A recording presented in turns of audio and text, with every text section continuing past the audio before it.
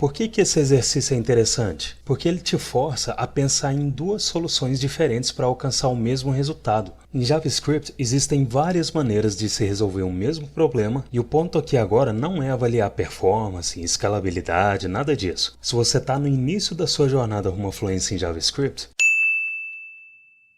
foca no que importa, que é solidificar os fundamentos e não se preocupa com performance do código. É o mesmo que querer aprender equação algébrica antes de aprender a somar, subtrair, multiplicar e dividir, beleza?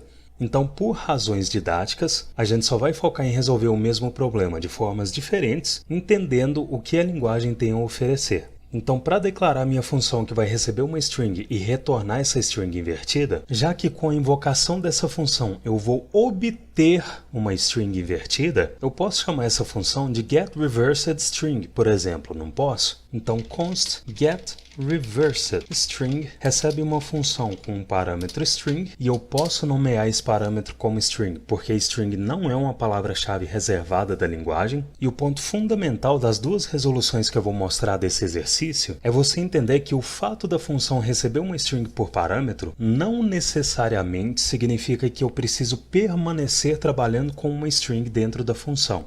Como assim? Eu posso transformar essa string em um array em que cada item é um caractere e isso torna o meu trabalho mais simples. Como que eu transformo uma string em um array? Eu posso usar o split, que é um método de string que vai gerar um array em que os itens são partes da string. Então, quando a função for invocada, eu vou fazer ela retornar o resultado de string.split. Se aqui abaixo eu inserir um console.log que recebe a invocação da getReversedString, recebendo a string 123, eu vejo a string como item de um array. Ou seja, quando eu encadeio a invocação do split em uma string, ele insere essa string em um array e retorna o array. Ótimo! Só que a invocação do split pode receber um separador como argumento, e esse separador pode ser uma string ou uma regex. Isso significa que se eu inserir 2 como argumento do split, todas as ocorrências do caractere 2 vão servir como separadores da quebra da string. Ou seja, 1 vai ser um item do array que o split está criando, 3 vai ser outro item do array que o split está criando, mas o separador, que é o 2, não vai ser incluído no array que o split está criando. Se eu olhar o console, o split retornou um array com as strings 1 e 3. Show! Mas como que eu vou usar o split para separar todos os caracteres dessa string? Eu posso usar uma string vazia como separador. Isso vai fazer o split usar esses lugares da string como separadores. Se eu olhar o console, eu vejo o array com cada caractere como um item.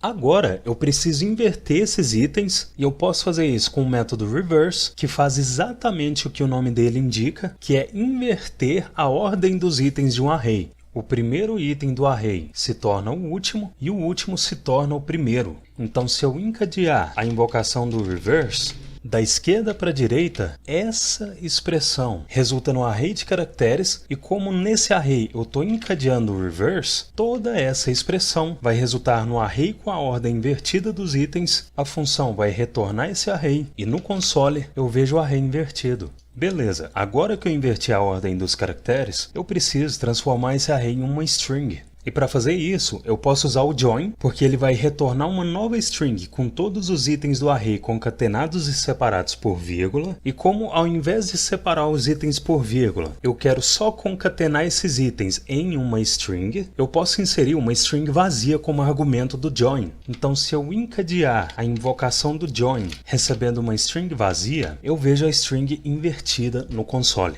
Beleza? E para deixar esse encadeamento de métodos mais legível, eu vou quebrar a invocação desses métodos em linhas separadas. Então, ótimo, eu implementei a função. E agora eu preciso implementar uma segunda versão dela que faz a mesma coisa, mas de forma diferente. Roger, tem como chegar nesse resultado sem converter essa string em array? Tem, só que é um código tão complicado que não vai fazer sentido para esse nosso momento. Então essa segunda solução que eu vou mostrar também usa um array, mas a forma com que o array vai ser tratado deixa o código mais conciso. Para declarar essa segunda função, aqui abaixo eu vou inserir uma const reverse string, que recebe uma função com um parâmetro string. Essa função vai retornar string.split, que recebe string vazia, ou seja, com essa expressão eu estou gerando um array com os caracteres da string recebida por parâmetro, e já que agora eu tenho um array de strings e a partir desse array eu quero gerar uma string, lembra que quando baseado em um array eu quero gerar um valor de outro tipo, eu posso usar o reduce. Então eu vou encadear a invocação do reduce, que recebe uma função com os parâmetros accumulator e ladder. Vou passar como segundo argumento uma string vazia para representar que eu quero gerar uma string. E se essa função retornar o resultado de ladder concatenada a accumulator, eu vou quebrar as invocações desses métodos e observa o que vai acontecer aqui. É o seguinte, na primeira execução do reducer, que é essa função de callback que o reduce recebe, o accumulator recebe essa string vazia, ladder recebe o primeiro item do array, que vamos imaginar que vai ser o 1, e o reducer vai retornar o resultado da concatenação da string 1 com a string vazia. Ou seja, o reducer vai retornar o resultado dessa expressão, que é a string 1. Na segunda execução do reducer, ele vai concatenar 2, que é o segundo item do array, com o valor que o accumulator armazena. Qual o valor que o accumulator armazena? O accumulator armazena esse valor que o reducer retornou na execução passada.